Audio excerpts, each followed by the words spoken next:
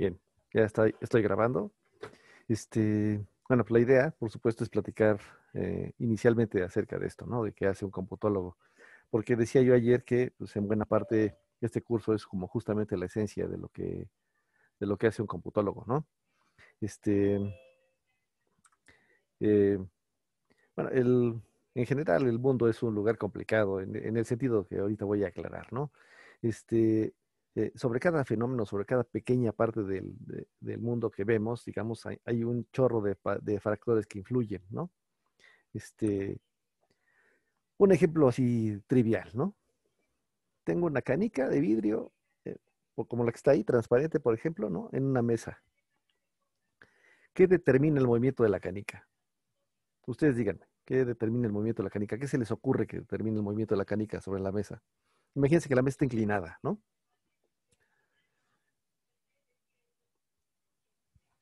Pues las fuerzas que actúen sobre él y también la fricción. Ajá. ¿Qué fuerzas, por ejemplo? ¿No? Bueno, la que más o menos conocemos, que es algo semejante a la gravedad, Ajá. actúa sobre el plano inclinado. Y claro, el rozamiento, ya sea por el viento o por el mismo material del que está hecho el plano. Ah, perfecto, sí. Ahí ya identificaste factores que normalmente uno no pela, ¿no? O sea, en nuestros cursos de física tradicionales, uno habla de la inclinación y de la fuerza de gravedad y de G, y etcétera, ¿no? Y pues que hay una componente sobre el plano de esa fuerza y entonces pues, eso lo que hace que se deslice la canica, bueno, que la canica ruede sobre la mesa, ¿no? Este, pero acabas de mencionar otros que normalmente uno no considera, en efecto, ¿no? La canica pues está ahí y pues el aire influye sobre ella, o sea, está rodeada de aire y el aire es un fluido y entonces la canica se desplaza por un fluido y dependiendo de la densidad de ese fluido, la canica se va a mover más o menos rápido, ¿no? Y mencionaste otra cosa, que es está sobre un plano, sobre una superficie, y pues esa superficie es rugosa. Entonces debe haber cierto grado de fricción entre la canica, aunque esté rodando, debe haber cierto grado de fricción entre la canica y la mesa, en efecto, y eso también debe influir en el movimiento de la canica, ¿no? Y se me pueden ocurrir otros, ¿no? Las irregularidades posibles en la superficie de la mesa, no solo su rugosidad, sino además, pues no sé, si hay algún canal o algunas cosas por el estilo sobre la superficie. Luego, pues no sé, pues el aire que está rodeando la canica, pues es, como decía yo hace ratito, un fluido y su densidad depende de la temperatura. Así que igual si hace calor, entonces es muy poco denso y entonces la canica se desliza más rápido. Y si no, entonces a lo mejor más lento. Y luego, pues también podríamos considerar que pues, es una canica de vidrio, y la atraviesan rayos de luz, güey, ¿no? Y entonces esos rayos de luz que la atraviesan, pues algunos rebotarán. ¿Cuántos rebotan? Y si rebotan, como la luz es energía, pues seguramente de alguna manera influyen en el movimiento de la canica, ¿no? Es decir, digamos, analizar el movimiento de la canica en su totalidad, tendríamos que considerar un chorro de cosas, ¿no? Sobre un sencillo fenómeno como este, influyen un chorro de factores. Y normalmente no los consideramos. ¿Por qué no los consideramos? Porque si tratamos de explicar un fenómeno, el más simple que se les ocurra, ¿no? Considerando todas las variables que influyen sobre él, se vuelve un dolor de cabeza, ¿no? O sea, es prácticamente imposible de manejar así. Si tratáramos de hacer eso los científicos todo el tiempo, pues por supuesto que la ciencia no avanzaría, no hubiera avanzado nunca, ¿no? No hubiera progresado, pero sí, lo más mínimo. Siempre hacemos simplificaciones, ¿no? Como esta burla, pues casi meme que hay de que, ¿no?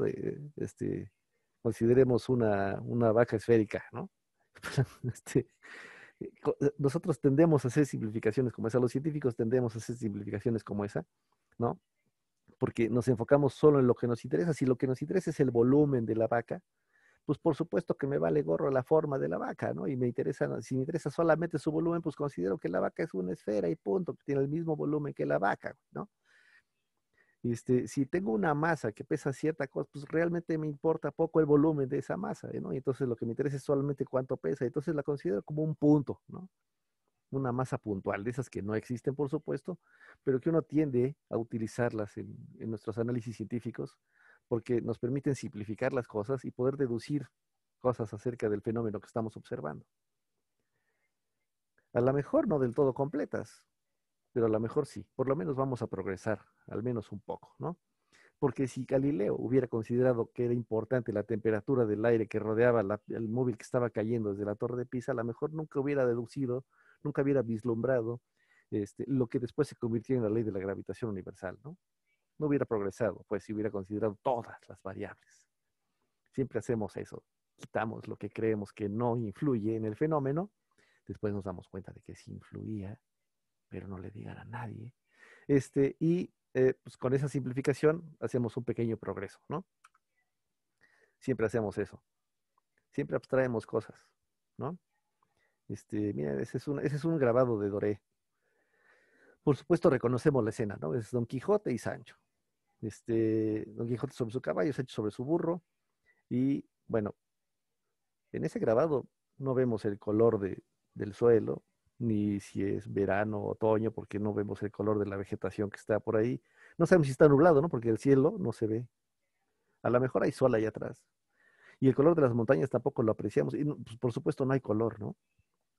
Y tampoco sabemos el color de la mula de Sancho, ni el color de la armadura de nada, ¿no?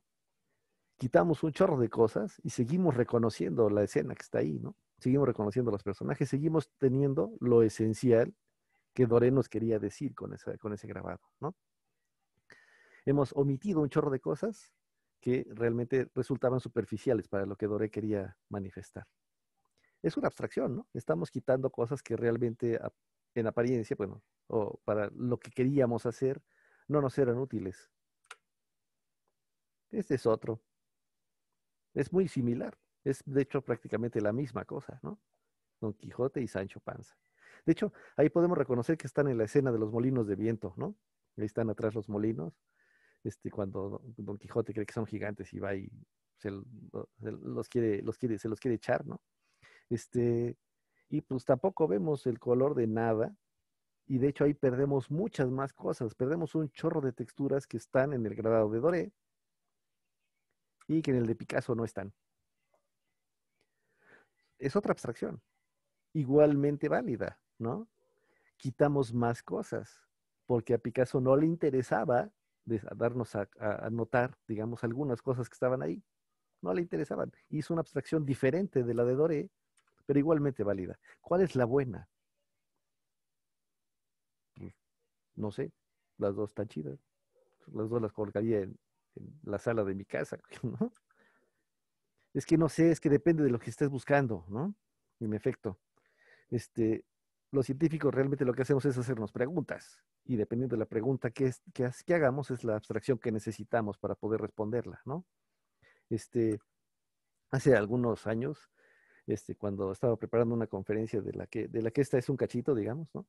Este, eh, dije, pues, ¿qué buscan los científicos diferentes en las cosas, ¿no? Entonces, pues estoy en la Facultad de Ciencias, entonces, por supuesto, fui con mis cuates que son físicos y les pregunté, oye, tú cuando ves un fenómeno, ¿qué te interesa de ese fenómeno? ¿Qué es lo que buscas en él, no?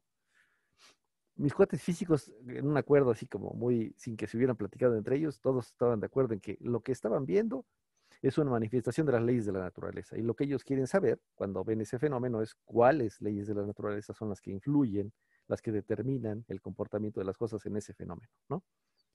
Punto. Algo como lo que está en ese slide, ¿no? Quieren determinar la ley que está influyendo en este caso, sobre dos cuerpos que se atraen en el espacio, ¿no? A una cierta distancia. La ley de la gravitación universal, por cierto, ¿no? Eso es lo que busca un físico. Qué busca un matemático? ¿No? Este, pues platiqué con diferentes matemáticos de diferentes áreas y como que más o menos había un acuerdo en que lo que busca un matemático siempre son patrones. Porque si hay un patrón, significa que hay una estructura. Y si hay una estructura, la puedes modelar, la puedes abstraer, puedes hacer algo con esa estructura, ¿no? Puedes determinar cuáles son las leyes que rigen la estructura. Por ejemplo, ¿no? Ahí está, en el slide, está un conjunto de números que realmente son pues, el triángulo de Pascal, ¿no? Y pues algún matemático buscó un patrón ahí y se dio cuenta que todos los números pares estaban puestos ahí en blanco, digamos, ¿no? Y los números, y si coloreamos en rojo los impares, nos sale eso.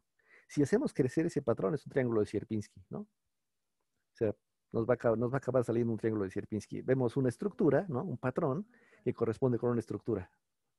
Y entonces podemos estudiar esa estructura y ver qué propiedades tiene, qué operadores la determinan y cosas como esa. Platiqué con todos los científicos de la facultad realmente, ¿no? En particular también con amigos que tengo que son biólogos. Esos eran más difíciles porque sí hablan cosas muy diferentes cada uno de ellos, ¿no? Este, lo que yo creo que los biólogos buscan siempre que encuentran un fenómeno que les interesa es una relación, ¿no? Siempre buscan relaciones entre diferentes órganos de un mismo organismo, entre diferentes, eh, ¿cómo se llama? Entre diferentes organismos de un mismo ecosistema, relaciones entre cosas, ¿no? Y buscan cuáles son esas relaciones, relaciones ecológicas, relaciones funcionales, relaciones metabólicas, cosas así, ¿no? Este, fueron los más difíciles de lograr un consenso entre ellos, ¿no? Porque sí hablan muy diferente de los de área 1.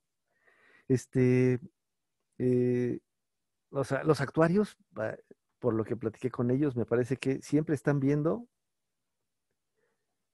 que ocurre algo de un conjunto de posibilidades y se dedican a evaluar cuál es la probabilidad de que ocurra cada una de esas cosas, porque cada una de esas cosas conlleva un riesgo y tratan de evaluar el riesgo con respecto a qué tan probable es que ocurra o no un evento, ¿no?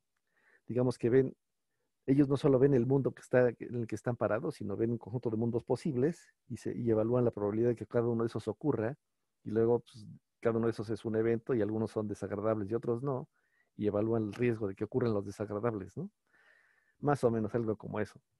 El chiste es pues que cada una de las disciplinas científicas aborda la realidad de manera diferente, porque tienen preguntas diferentes que responder. Los computólogos, ¿qué hacemos? Los computólogos permanentemente estamos viendo procesos, ¿no? Siempre vemos, para nosotros todo siempre es un proceso, ¿no? Siempre que vemos algo, estamos tratando de ver cuál es el proceso que está teniendo lugar en ese fenómeno o en esa cosa que estamos observando, ¿no? Es un proceso de transformación que recibe una entrada y produce una salida. Y los computólogos siempre estamos tratando de ver las cosas como un proceso, es típico de nosotros, digamos, ¿no? Y no solo eso, después tratamos de ver si el proceso, por supuesto, es computable o no. Y si podemos automatizarlo entonces o no, ¿no? Por supuesto. Y pues digamos, eso determina en buena medida la manera en que hacemos esa abstracción que les mencionaba en la clase pasada, ¿no? Del ascenso de lo concreto al abstracto y luego de regreso. Este, estas maneras diferentes de abordar los fenómenos de las diferentes disciplinas científicas conllevan, por supuesto, un cierto conjunto de abstracciones fundamentales con las que construimos el conocimiento, ¿no? Este, los computólogos, entonces, por supuesto, también hacemos eso, ¿no? Pasamos de lo concreto a lo abstracto, siempre tratando de modelar los procesos que están teniendo lugar en el ámbito que estamos estudiando, en el dominio que estamos estudiando, y después, por supuesto, o típicamente, ¿no? A partir de ese modelo construimos un programa que resuelve el problema, ¿no? Algoritmizamos de alguna manera la solución del problema. Para eso, por supuesto, pues como dice este slide, habría que identificar primero las cosas, ¿no? Vamos a abundar en eso en la siguiente presentación, pero por lo pronto, pues necesitamos identificar justamente eso, ¿no? Justamente cuáles son las cosas que entran al proceso, cuáles son las cosas que salen del proceso, ¿no? Y pues luego cómo le hacemos para transformar lo que entró en lo que debe salir, ¿no? ¿Tienen preguntas hasta ahorita, muchachos?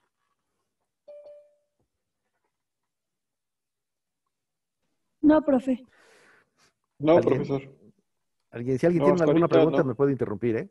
Cuando sea. Muy bien. Les voy a poner un ejemplo, ¿no? Este, eh, un ejemplo de un problema que a mí me tocó en algún momento, ¿no?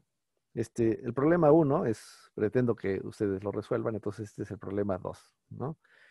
Este, el problema 2 les voy a dar un poco de contexto, ¿no? Todos los organismos de este planeta, los organismos vivos de este planeta, somos de acuerdo con las proteínas que producimos. Somos lo que somos de acuerdo con las proteínas que nos determinan, digamos, ¿no? Y esas proteínas que producimos todos, ¿no? Como la hemoglobina que está en nuestra sangre, etcétera, ¿no? Esas proteínas están codificadas en nuestro ADN. El ADN tiene las instrucciones para construir esas proteínas específicamente, ¿no? Y no otras. Entonces, bueno, el código genético por eso determina pues, lo que somos realmente, ¿no? En nuestro genotipo, nuestro genoma, digamos, ¿no? El ADN, donde están codificadas esas proteínas, se transcribe en ARN y eso se traduce en proteínas. Como recordarán de sus cursos de biología que seguramente ya quisieron olvidar, pero bueno, en algún momento los vieron, ¿no? Como recordarán también hay 4 bases nitrogenadas, la adenina, guanina, citosina y timina, y la adenina siempre se pega solamente con la timina y la guanina siempre con la citosina o con el uracilo, en el caso del ARN, ¿no? Recordemos, por cierto, que la pandemia está ocasionada por un virus que está codificado en ARN, ¿no? Pero bueno, hay cosas importantes en este código genético, ¿no? Que tenemos, porque las bases están puestas ahí, las adeninas, timinas, guaninas, citosinas, etcétera, ¿no? Y hay cachos de ese genoma, de ese cromosoma que están ahí, que no se expresan, y hay otros que sí. Entonces hay segmentos de él que determinan qué se debe expresar y qué no.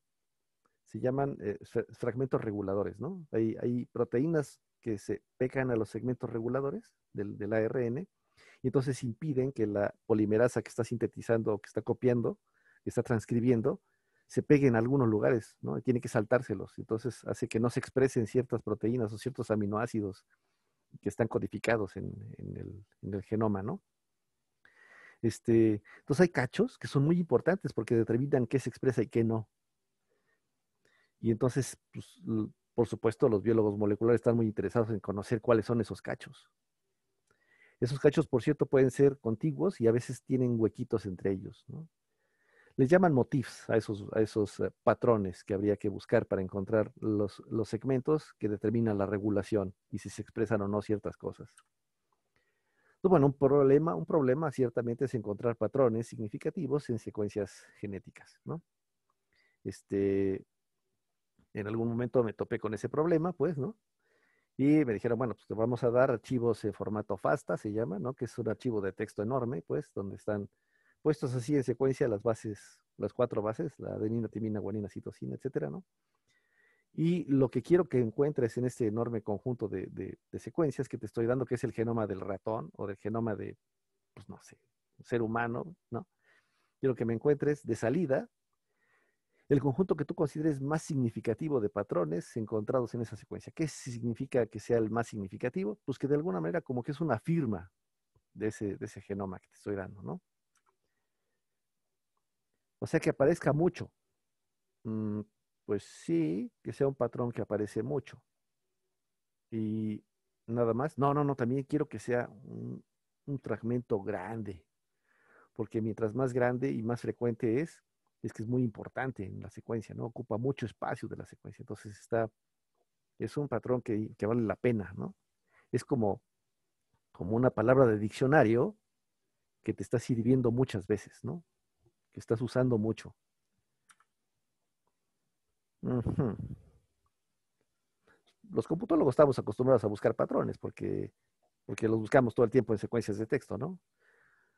Por ejemplo, cuando comprimimos datos, lo que hacemos es justamente lo que querían hacer mis amigos biólogos, ¿no? Porque cuando comprimimos datos, lo que hacemos típicamente hoy día es tomar un texto o tomar el archivo que queremos comprimir y buscar en él patrones de secuencias que se repiten muchas veces. Y entonces, en vez de poner las secuencias, poner explícitamente la frase que se está repitiendo, mejor la ponemos en un diccionario y decimos, esta es la frase número 5.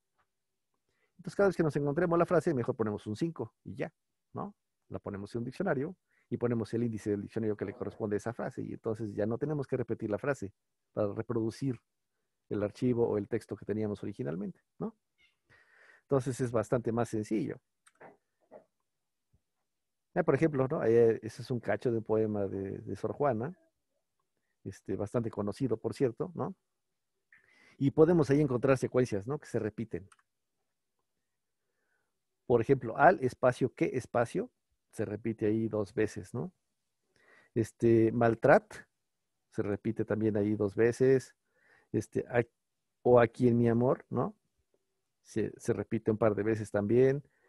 Espacio, me, espacio, ¿no? Y así todas las que están ahí en ese diccionario que puse abajo, que tiene ocho palabras frecuentes, digamos, ¿no? Este, digamos, puestos esas cosas, esos patrones que encontré. De tal manera que para comprimir este texto, lo que tendría yo que hacer es, en vez de poner al espacio, ¿qué espacio? Pongo un 1, ¿no? Luego, en vez de ingrato, pongo un 2 y luego una O, ¿no? Pues es así, ni modo, pues no no ha entrado ningún patrón. Luego, espacio, me, espacio, es un 3. Así que digamos que podría yo comprimir este texto diciendo 1, 2, O, 3, 8, A, coma, espacio, 9, O, espacio, 4, etcétera, ¿no? Cosas como esa me permiten expresar mucho más corto, ¿no? El texto que tenemos aquí. ¿Hasta ahorita hay alguna pregunta? ¿Cómo van? ¿Me siguen? Sí, profesor. Sí, profe. Perfecto. Notarán, ¿verdad? Que aquí todas las patrones que estoy poniendo son realmente subcadenas. Son subcadenas, es un conjunto de caracteres contiguos, ¿no? No, pero tiene espacios. Sí, pero los espacios, digamos, si los considero como un carácter 32, ¿no? Del Unicode, pues ahí pues, está bien. O sea, sí, son caracteres contiguos, ¿no? Es una secuencia de caracteres contiguos. Pero pues no es la única posibilidad, ¿no? Ah, miren, ahí está la expresión, ¿no? Del archivo comprimido, ¿no? Eso lo hacemos los computólogos todo el tiempo. Cuando comprimimos datos usamos normalmente cosas como esa, ¿no? Es compresión por diccionario, como zip o como bzip. Bueno, los dos lempel-zip, los dos algoritmos de lempel-zip hacen con diccionario, ¿no? Y así.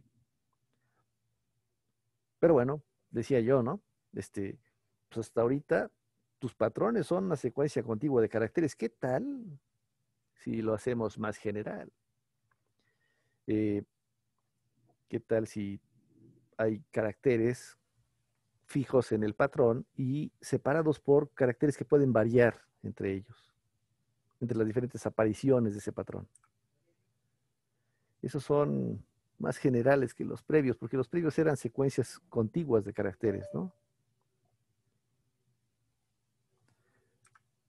Así que, ¿qué tal si ponemos otro ejemplo, ¿no? Este es un texto, digamos, arbitrario, ¿no? Y podríamos pensar en este patrón. N seguido de algo, no un espacio, sino seguido de algo. Luego E, luego dos algos y luego una I. Ese patrón aparece aquí, como lo pueden ver, entre probablemente y sin, en incendio, en incendiados, en entendimiento, ¿no? En invencible, ajá, etcétera, ¿no? Aparece varias veces, pero es un patrón, digamos, cualitativamente diferente de los previos, porque no es una secuencia contigua de caracteres. Tiene algunos caracteres a los que voy a llamar caracteres sólidos, que son de veras, pues, o sea, sí aparece la N siempre, sí aparece la E siempre, y sí aparece la I siempre, pero están separados por caracteres que mm, pues, varían entre las diferentes apariciones del patrón. Entonces, bueno, es un patrón de un tipo más general, ¿no? Que los previos. Este tiene 3 símbolos sólidos, aparece 7 veces y tiene un tamaño total de 6, cubre 6, digamos, ¿no? 6 caracteres en total, contando los que no son sólidos, digamos. ¿Qué tal si quieres buscar de estos más bien? Porque en efecto, en las secuencias genéticas te interesa encontrar patrones de este tipo, porque no siempre las proteínas reguladoras, las enzimas reguladoras, se pegan en lugares contiguos, sino que tienen puentecitos. Chale. Ok, entonces de estos son de los que hay que buscar. Aquí hay otro patrón, mira, por ejemplo. Aparece 2 veces, tiene 3 símbolos sólidos y tiene tamaño 5. ¿Qué tan complejo es esto? Bueno, para encontrar patrones que son cadenas de símbolos consecutivos, ese problema, los computólogos siempre hacemos esto, ¿no? Los computólogos siempre nos enfrentamos con un problema, vemos si alguien ya lo resolvió o no, y lo categorizamos como ese, ¿no? Por ejemplo, encontrar patrones que son cadenas de símbolos consecutivos es un problema que todo el mundo conoce y que se llama Maximum Common Substring, ¿no? Y tenemos, además, ya sabemos que hay un algoritmo polinomial para resolver eso. Está chido, ¿no? Para patrones generales rígidos, como el que acabo de ver, como los que acabo de formular, como los que acabo de construir acá, estos, ¿no? Ese se llama Maximum Common Pattern. Y pues tuve la tarea de demostrar que eso era NP completo, ¿no? Entonces, chica.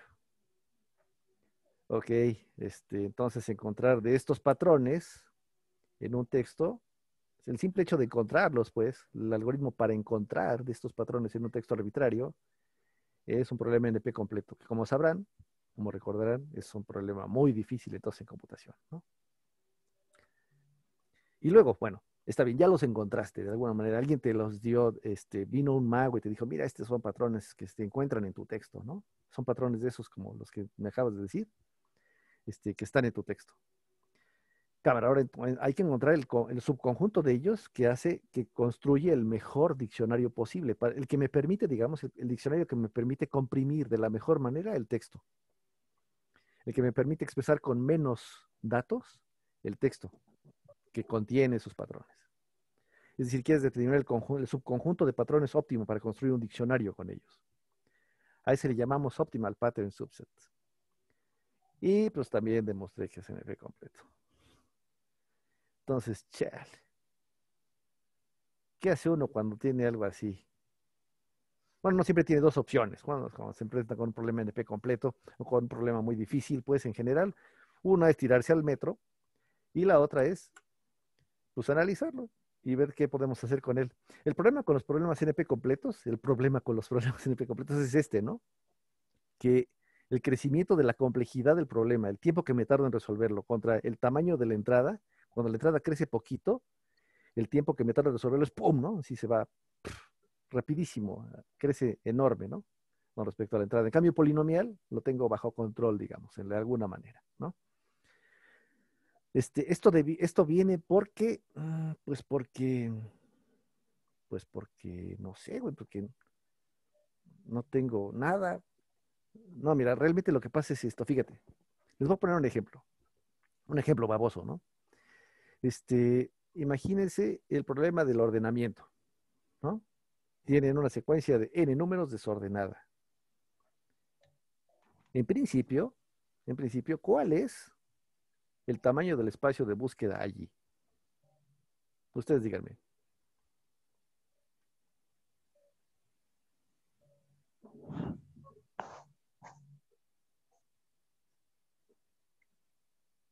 Sí, los escucho. O sea, ustedes tienen una secuencia desordenada y necesitan encontrar la secuencia que tiene esos mismos números, pero ordenada. Una secuencia, ¿no? Ordenada. Solo hay una. Pero ¿cuál es el tamaño del espacio de búsqueda? N factorial. En efecto, porque cualquier posible permutación de esa secuencia es una secuencia, forma parte del espacio de búsqueda, ¿no? Está terrible, güey. O sea, no manches, ¿no? Si tienes una secuencia desordenada de números, el espacio de búsqueda donde tienes que encontrar la secuencia ordenada es n factorial. Esa es una bestialidad, es de ese tipo, es exponencial, es una cosa espantosa, ¿no? Pero no hacemos eso los computólogos, ¿no? Los computólogos, en el algoritmo más pedorro que tenemos para resolver ese problema, lo que hacemos es encontrar el más chiquito de la secuencia, pum, lo ponemos hasta adelante. Y luego del segundo lugar para allá buscamos el más chiquito y pum, lo ponemos en segundo lugar. Y luego el tercer lugar para allá buscamos el más chiquito y pum, lo ponemos y así, ¿no? Y es un algoritmo muy chafa para resolverlo y nos toma orden n cuadrada, ¿no? Lo que estamos haciendo cuando resolvemos ese problema es que una vez que elegimos al mínimo de la secuencia y lo ponemos hasta adelante, cortamos el espacio de búsqueda, un chorro, ¿no? Tiramos un chorro de posibilidades a la basura que ya ni vemos. Todas aquellas secuencias que no empiezan con este cuate hasta adelante son basura, no las voy a ver. Todas aquellas secuencias que no tienen estos dos cuates hasta adelante, ya ni las voy a ver. Luego todas aquellas que empiezan con estos tres, ¿no? Etcétera, etcétera. Cada vez que ejecutamos un paso del algoritmo, digamos, tiramos a la basura un chorro de posibilidades porque tenemos pistas de qué es lo que tenemos que hacer en el espacio de búsqueda. El problema con un problema NP completo es que no tenemos eso. Si se dan cuenta, ¿recuerdan el problema del agente viajero? ¿Alguien? ¿Se acuerdan? Sí, ¿Sí? sí. Perfecto. En el problema del agente viajero tiene un conjunto de n ciudades y cualquier permutación de esas n ciudades es un recorrido válido, ¿no? En el problema del agente viajero. Así que literalmente el espacio de búsqueda, el tamaño del espacio de búsqueda en el problema del agente viajero es igual de grande que en el problema de ordenamiento. Pero son cualitativamente diferentes los problemas porque en el problema del agente viajero no tenemos ninguna pista que nos permita tirar a la basura posibilidades de espacio de búsqueda. En principio, para resolverlo, tendríamos que explorar todas las posibilidades y son muchas y no queremos hacer eso, ¿no? O no podemos hacer eso, mejor dicho. El dominio de búsqueda es enorme y no hay pistas, así que hay que buscar elemento por elemento si queremos resolver el problema de veras, ¿no? ¿Qué hacemos los computólogos cuando tenemos un problema así? Decía yo, chale, pues tirarnos al metro o pues no explores el espacio de búsqueda completo. Oye, pero si no lo exploro completo, ¿cómo sé que voy a encontrar la solución? No, pues no sabes. Uh, no, pues está chido. No es que yo sí quisiera encontrar la solución, no es que encontrar la solución de veras sí te va a llevar pues un tiempo enorme porque tienes que explorar una por una todas las posibilidades, ¿no? Si te saltas algunas, no puedes nunca estar seguro de que no dejaste pasar, de que no omitiste a la solución verdadera del problema. Pero es lo único que te queda, Carla. O sea, pues ni modo, ¿no? Vamos a explorar, eso sí, de la manera más inteligente que se nos ocurra, el espacio de búsqueda para poder resolverlo, ¿no? Para poder resolver o aproximar la solución al problema. Esos serían los términos correctos, ¿no? Entonces construimos heurísticas los computólogos, ¿no? Cuando nos enfrentamos con un problema así. En efecto, no exploramos el espacio de búsqueda completo, pero procuramos explorarlo de la mejor manera posible para, pues de alguna manera, confiar un poco en que no vamos a omitir a la solución del problema, ¿no? Entonces, bueno, por supuesto, pues cuando me enfrenté a ese problema, lo que hicimos fue construir una abstracción que se llama cubrimiento, ¿no? Un patrón es tanto mejor cuanto mayor es el número de símbolos sólidos que tiene y cuanto mayor es la frecuencia que tiene.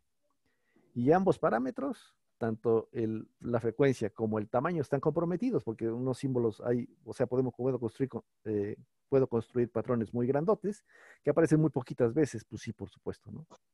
El texto completo es un patrón y aparece solo una vez. O puedo construir patrones muy chiquitos, un solo carácter, que aparecen muchas veces, pues sí, ¿no? Entonces, entre esos dos extremos hay que buscar un equilibrio, ¿no? Entonces construimos esta abstracción que se llama cubrimiento. El cubrimiento es el número de símbolos cubiertos por las diferentes apariciones de un patrón. Y entonces el cubrimiento establece un compromiso entre esas dos cosas. Y entonces vamos a buscar optimizar de acuerdo con los patrones que tengan mejor cubrimiento, ¿no? Oye, ¿son los mejores? No, no sé si son los mejores, pero por lo menos te van a dar una aproximación no tan mala a un buen diccionario que te permite expresar la secuencia que tienes originalmente, ¿no? Entonces vamos a buscar patrones sencillos y frecuentes y vamos a tratar de unirlos después para construir patrones cada vez más grandes, con mayor frecuencia y mayor cubrimiento, ¿no? Usando, bueno, en ese caso yo lo que hice fue usar un algoritmo genético para buscar el mejor conjunto de patrones, digamos, de los que yo de los que yo había visto, ¿no? Por ahí. Es una heurística, pues, bueno, de hecho ya una metaheurística, ¿no? Y pues es lo que se me ocurrió, ¿no? Y a alguien se le podría ocurrir otra cosa, por supuesto igualmente válida, a la mejor, ¿no? Y hacer otras cosas. ¿Qué podemos concluir de esto que acabamos de ver? Cosas muy importantes porque se dan cuenta, lo importante de las disciplinas científicas no es lo que estudian, sino cómo lo hacen, ¿no? Eso es lo chido. Por eso es que los problemas que tenemos hoy día, los problemas realmente graves que tenemos en la humanidad hoy día, pandemias, cambio climático, etcétera, ¿no? Que son muy, muy complicados, son impensables de resolver desde el punto de vista de la física, o desde el punto de vista de la biología, o desde el punto de vista de quien sea, ¿no? Son tan complicados que van a necesitar de, pues, la colaboración de un chorro de disciplinas diferentes, ¿no? Y eso está chido, porque lo que te importa no es que el problema es un problema de física, sino que lo que te importa es que ese problema lo puede resolver o puede contribuir a resolverlo un físico y un biólogo, junto con un matemático y un computólogo, ¿no? Eso es lo chido. También, por supuesto, lo que estamos viendo es que la computación, esta manera de abordar los problemas, ¿no? Aporta una cierta manera de ver el mundo, aporta abstracciones fundamentales para resolver los problemas, para abordar los problemas. En particular, este concepto del proceso, ¿no? Es muy importante para los computólogos y para resolver problemas. Este, Modelar procesos en términos computacionales resuelve o aproxima la solución de muchos problemas diferentes, de diferentes disciplinas además. Este, la computación entonces, por cierto, no solo ha redundado en tener productos tecnológicos como nuestro teléfono celular o nuestro reloj inteligente, no, también nos ha proporcionado una manera de ver el mundo, tal y como la física nos dio una manera de ver el mundo, tal y como la biología nos ha dado una manera de ver el mundo. Es decir, sí, es una ciencia por autonomacia, pues las ciencias de la computación sí son una ciencia porque nos dan, además de todo, no solo herramientas, sino también abstracciones fundamentales que nos permiten observar el mundo de diferente manera, ¿no? Y abordar problemas de diferente manera. Y además, bueno, por supuesto, cuando colaboramos con otros, como el caso de los biólogos, pues, ¿no? Nos facilita, pues, un enfoque interdisciplinario, porque los procesos en biología, en este caso, unos procesos biológicos pudieron ser modelados como procesos computacionales, pues, a final de cuentas, ¿no? Con procesos de transformación, de entrada y salida y cosas así. Entonces, bueno, es chido, ¿no? Lo que hacemos los computólogos en general es interesante. Y en buena medida este curso nos permite, digamos, dar o consolidar esa visión de la computación como una disciplina que nos permite hacer todas estas cosas. ¿Tienen preguntas?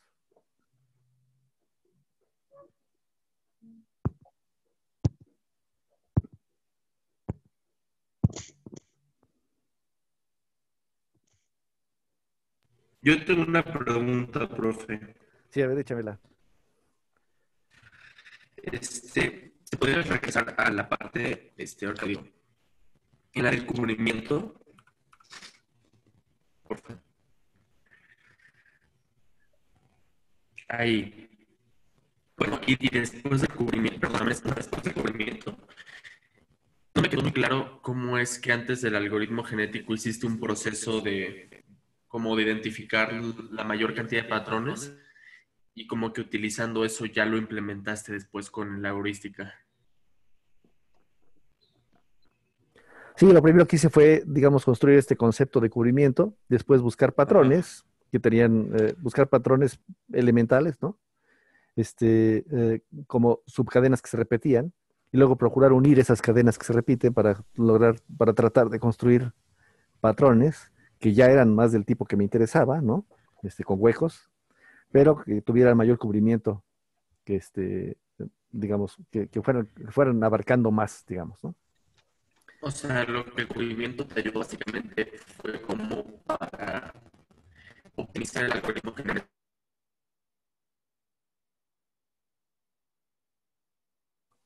Sí, de hecho me dio como después, como una buena pauta para construir la función de aptitud. Los algoritmos Objetivo, ¿no? genéticos, los algoritmos genéticos, para aquellos este, que los hacen, digamos, lo primero que hay que hacer es construir una función de fitness, se llama. Es una función de calificación que te dice, esta solución, ¿qué tan buena es, no?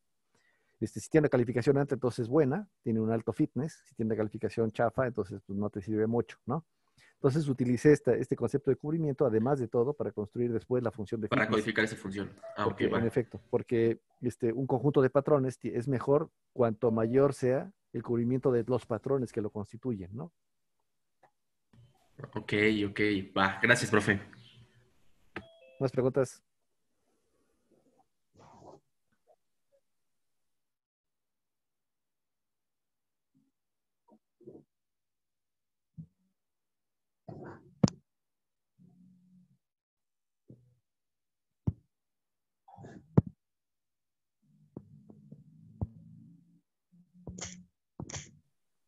¿No hay preguntas? ¿Todo chido?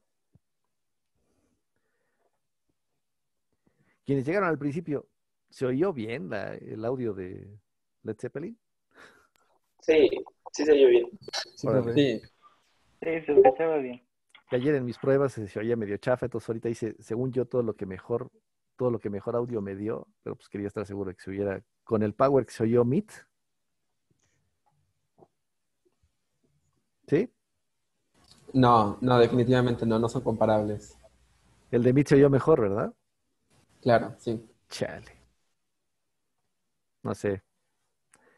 Voy a poner en cuestionamiento el continuar con Zoom solo porque el audio no me gusta. Pero bueno, Prioridades.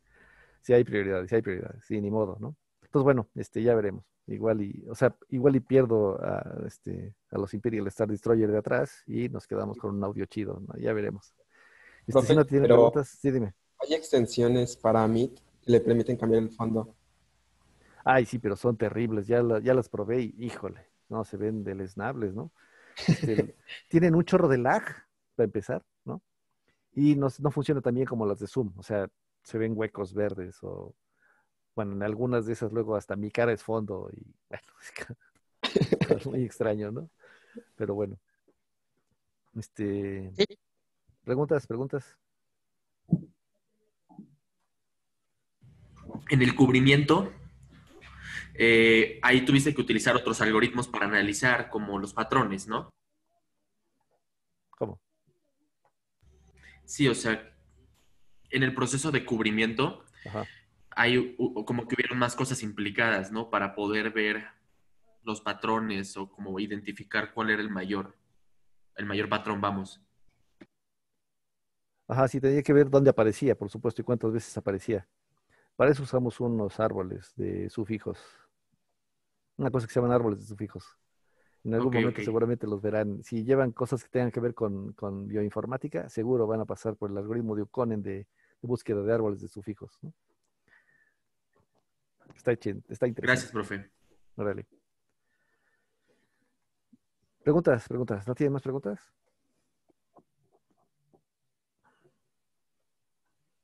No te funcionó Zoom en el teléfono. Ah, chale. Sí, ok.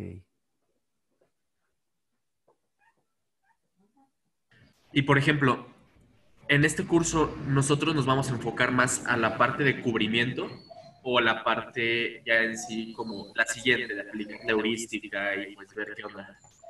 O ambas. En este curso nos vamos a dedicar, ese solo fue un ejemplo, digamos, ¿no? O sea, solo era como un pretexto para contarles, digamos, de algunas de las cosas en lo que luego acabamos involucrados los computólogos, ¿no? Hay cosas que no tienen prácticamente nada que ver con computación, ¿no? Salvo el hecho de que podemos aportar enfrentando los problemas desde el punto de vista computacional, ¿no? O sea, en este caso, pues era un conjunto de biólogos con los que estaba yo trabajando en el Instituto de Fisiología Celular y estábamos haciendo cosas de estas, ¿no? Que no tenían nada que ver con computación per se, pero acaban siendo por la mente del computólogo reducidas a problemas computacionales. Eso es lo que está chido, ¿no? Solo era un pretexto, el presentarles este problema era solo un pretexto para ilustrar, digamos, esta manera de los computólogos de trabajar, ¿no? Con la que solemos operar. Y pues van a mostrar además que pues, en efecto la computación es una ciencia per se, ¿no? Digamos que por si alguien todavía lo cuestiona, como en algunos lugares he visto, ¿no? Es más tecnología que ciencia. No, es que hay un chorro de cosas, de conceptos bien estructurados detrás de la computación que no son solo tecnología, ¿no? Es ciencia, pues, ¿no? ¿Alguna otra pregunta?